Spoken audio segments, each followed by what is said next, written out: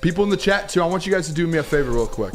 If you guys can, comment on, throw a comment in there on the players right now that you feel like are on pace to become an All-Pro this season. To be on the All-Pro team, whether it's first or second team. I want you guys to all comment any player. It could be 3 players, it could be 4, it could be 5, it could be 1, it could be 0. Just throw there in the comments who you think could be an All-Pro this season, if it's multiple or just one. And this is Detroit Lions players. I just saw Ben Delahack put Jordan Love. I don't know if he was talking about All-Pro or if he was trolling. All-Pro on the bench. So Detroit Lions players, I want to kind of see there because I have this question here, Broder. And basically the question is how many players right now are there? And I have 3 for you. And I'm going to start. These are like your 3 choices? As of right now, who are on track. If they keep playing like they are playing, they're on track to do it. So these are my 3. Number 1, Aiden Hutchinson. Aiden Hutchinson. And Jalen, can you throw this graphic up of the FanDuel there that has the Defensive Player of the Year odds? Got it. If you guys look at this real quick, this puts into the perspective what Aiden Hutchinson's doing. I know he only has 3.5 sacks. Think about the 2 games he started off with. He's leading the league in pressures right now. 0.0. He, right now, Broder? Yes. He's 4th in the NFL for Defensive Player of the Year odds. 4th. He's one of those, I know he had 0 in the first 2 games, but at any given game, he could have 3. He could. And he's done that before. So I sort of think of Aiden, I expect him to get at least 1 every week. Likely 2, but he's one of those who can go off. I'm not going to say he's going to Khalil Mack and go for 6, but it's like you never know when Aiden Hutchinson's going to just rack up those numbers. It might happen in 1 game in 1 half, but he certainly has the talent and that drive, that motor. That's the thing where I think with Hutch is the biggest thing with Hutch right now is take away those first 2 games. If he does what he did last week versus Green Bay, to be honest, let's be completely honest real quick, fellas. If Aiden Hutchinson does every single game what he did the first 4 games, though all of those pressures and he just starts turning those into sacks like he did the last 2 games, Aiden Hutchinson is going to be in the running for the Defensive Player of the Year. He's already 4th best odds right now. If he keeps doing this, he's going to be sitting at 16, 17 sacks. He's going to lead the league in pressures. He's going to have pass deflections that he's already leading DNs in. He's going to have forced fumbles, probably an interception, maybe a touchdown at a point. He's going to be in this conversation, and he will be an All-Pro player, in my opinion. He's already top 4 here in the Defensive Player of the Award. Yeah, he's got to be. He's one of those. He's in my top 2. He's not a lock. Nobody's a lock to get All-Pro, but Aiden Hutchinson, he's got everything you would ask for. I have to. And then there's one more Hutch graphic too that we had here. And you can just throw it up whenever, Jalen, because this is the big one here. Most pressures in the NFL right now.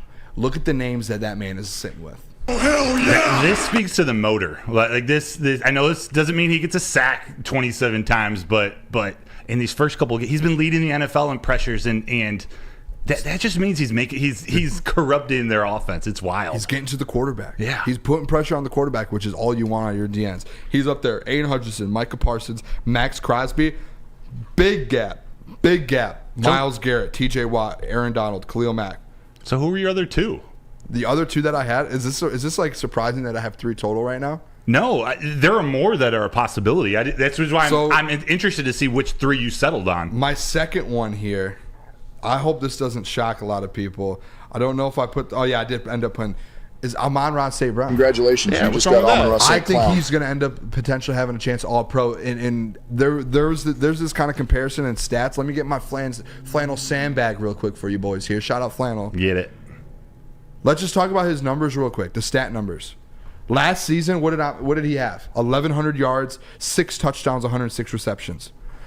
He is on track, Broder, for 1,400 yards, over 8 touchdowns, and over 110 receptions. That's All-Pro. Someone tell me that's not an All-Pro. That's not an All-Pro stat line. Because let me tell you what. Guess who was second-team All-Pro last year? CeeDee Lamb. Guess what he was? 1,300 yards, 9 touchdowns, 107 receptions. Wow. Amon-Ra is on track to beat that. And that's if you want to say, okay, look at the next person. Stephon Diggs. 1,400 yards, which Amon-Ra is on track for. 11 touchdowns, little behind, and 108 receptions, which Amon-Ra had last year, basically. So he's right there. Yeah. If the Detroit Lions are winning and they go win 10, 11, 12 games, and they have a 2 seed, There's no reason Amon-Ra St. Brown should not be an all-pro wide receiver. There's 2 spots, right? 4. There's 4? two first team, 2 second. He could slide to the 4th one if we have a good record. Top 4. You're sitting there. If you have a good record, you're 1,400 yards, 9 touchdowns, 110 receptions. That is an all-pro stat line. I don't know who that was in my ear. It was Future saying sensational. Oh. That's a sensational year if Amon-Ra St. Brown puts up those numbers, Booter. You got 2 locks though, right?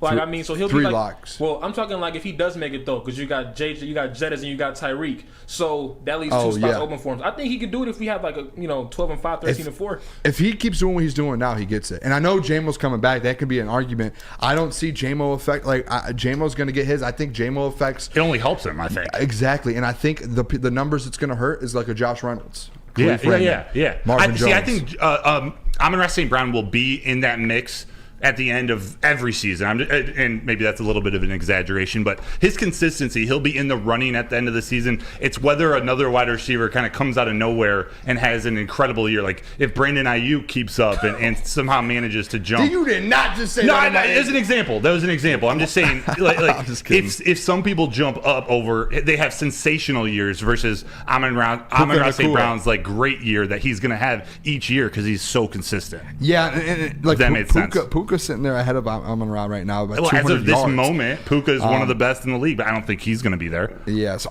he's 10th right now in receiving yards. Amon-Ra is. And Before you give your third, tell them about that post-game? Pre-game. Pre-game. Pre-game. Let me tell you guys about the pre-game. Detroit Lions pre-game show, which is a show that I'm on as well. No one ever mentions that. No one ever mentions Booner, but the Woodward Sports Lions pregame show Sundays from 9:30 to 11:30 a.m. Hosted by the one, the only Hollywood Jeff Iafrate with weekly special guests. This week will be Jeff and Ryan Ermanni. I will be on the Maz chair. We'll be sitting here on the Woodward Sports YouTube channel. Make sure you guys check it out from 9:30 to 11:30 on Sunday. So do I need to? You need to give me your third since you have 3. Because how many did you have? To be honest, I haven't picked who I think is going to get. I have a handful that I want to run by. Okay, I have 8 or 9 options. I don't. They're not going to have 8 or 9 all pros, but they might. There are some guys. When I read the names, you're going to be like, you're right.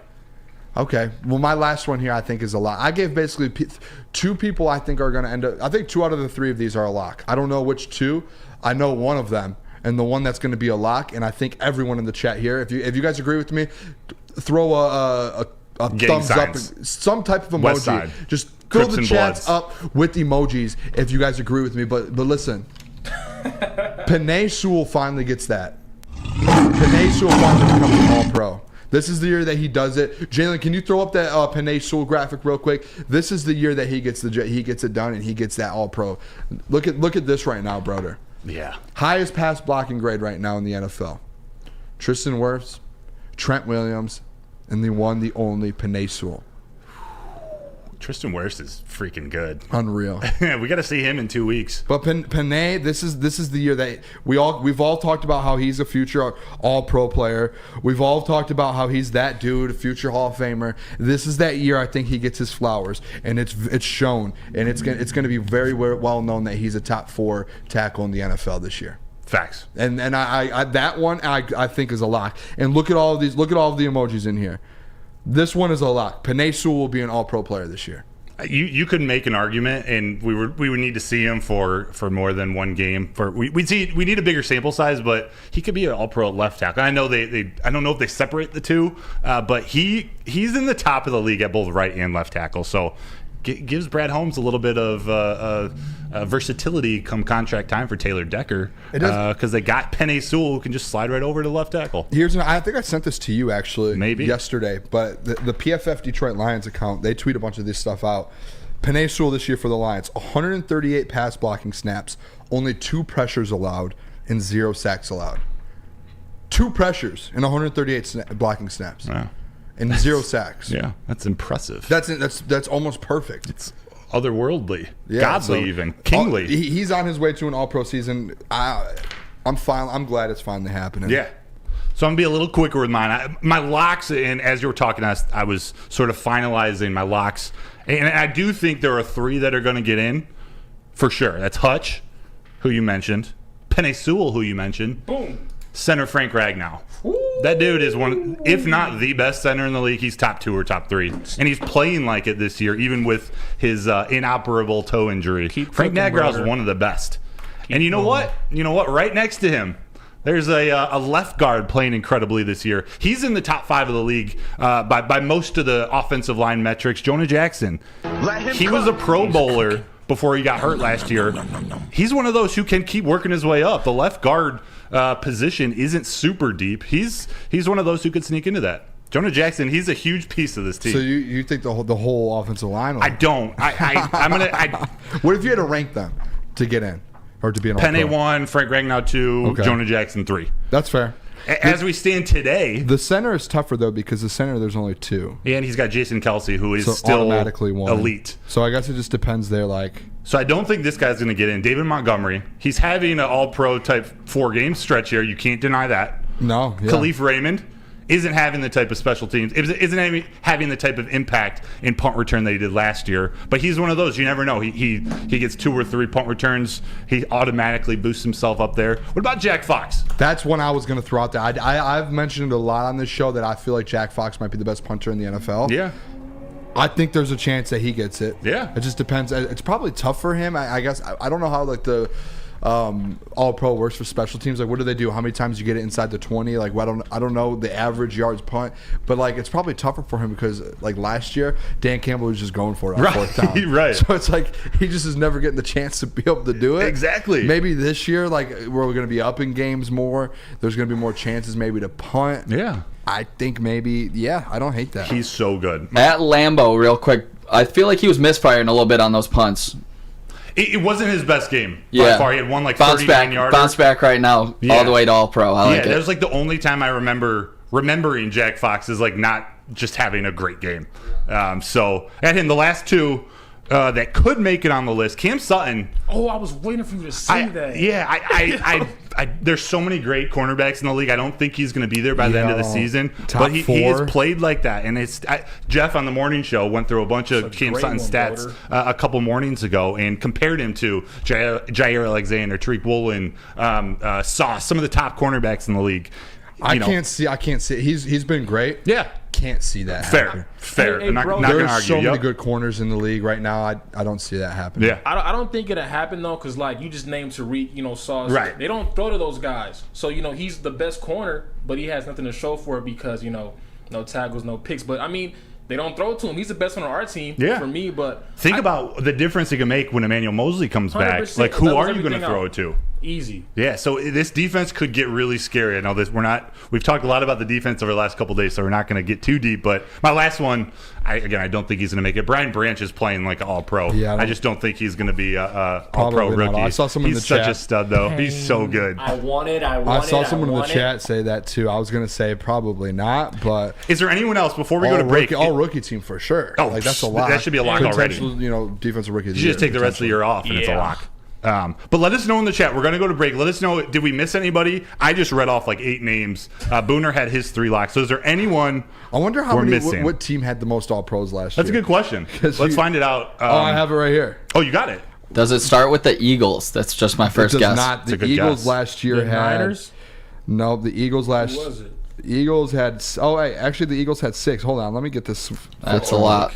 So the 3 teams are actually tied for 6 here. The Chiefs had 6, Eagles had 6, 49ers had 6. Oh yeah, Nick. And then the next one was Ravens, Browns, Raiders, Jets all had 3, Cowboys had 3, Vikings had 3. So yeah, I mean that's a lot. I mean if your team's that elite, 8 guys is a lot. That is a fun segment. We should do that after every quarter, after every 4 games. Just kind of revisit where the players are at. Yeah, with our report card. The next time you.